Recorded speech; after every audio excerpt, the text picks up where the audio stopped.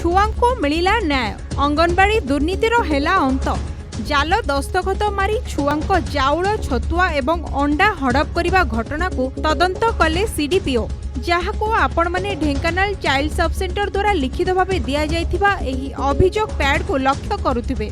एही घटनाटी हेउची ढेंकानाल जिला परजंग ब्लॉक जयपुरा काटेणी पंचायत अंतर्गत गोविंदपुर अंगनवाड़ी केन्द्रर एने खबर प्रसारित हेबा परे छुआंको चाउल छतुआ अंडा हड़प घटनार तदंत करिसेंती परजंग सीडीपीओ ममता मंजरी देव। अंगनवाड़ी कर्मी मामिना नायक जाल दस्तखत एवं टिपचिह्न मारी शिशुंको खाद्य हड़प करुथिले। एपरिकी गत 3 मास हेबो शिशु किंबा गर्भवती महिला मानंकु कोनोसी खाद्य प्रदान न करी ताहाकु आत्मसात करिथिबा सीडीपीओंको उपस्थिति रे सर्वसम्मुखरे स्वीकार करिथिले से। तेबे घटनास्थल को सीडीपीओंको समेत कामाख्यानगर चाइल्ड सब सेंटर सदस्य पद्मचरण बेहेरा और कैलाश चंद्र बेहेरा प्रमुख अंगनवाड़ी केन्द्र को परिदर्शन करथिले। सेठारे हड़प होइतिबा शिशुंको खाद्य को प्रदान करिथिबा बेले अंगनवाड़ी कर्मी समस्तंको क्षमा मागिथिले। तेबे एपरी घटना को नहीं समग्र परजंग अंचल रे चर्चार विषय पालटिछि।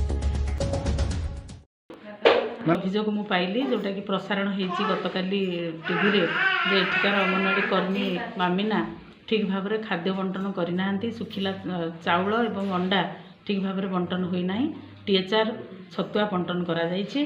तेणु तारी उपर तदंत प्राय महिला माने प्रकाश कले जे प्रकृत में 3 मास है बंटन करा जाय नाही। एथिपाई मामिना मध्य दोष स्वीकार करचंती एवं तांकु गोटे एक्सप्लानेशन कॉल करा जाउची एवं उपरिस्थ ऑफिसर को मध्य आमे जणाई देबु। ग्रामवासी तांकु क्षमा करिसंती एवं से एणिकी नियमित भाव में अंगनवाड़ी खोलिबे रंधन करिवे एवं छतुआ ठीक समय 1 तारिख दिन बंटन करिवे। एतिकी परे प्रत्येक ग्रामवासी एथिरे संतुष्ट होइतिले एवं तदंत शेष होइतिला।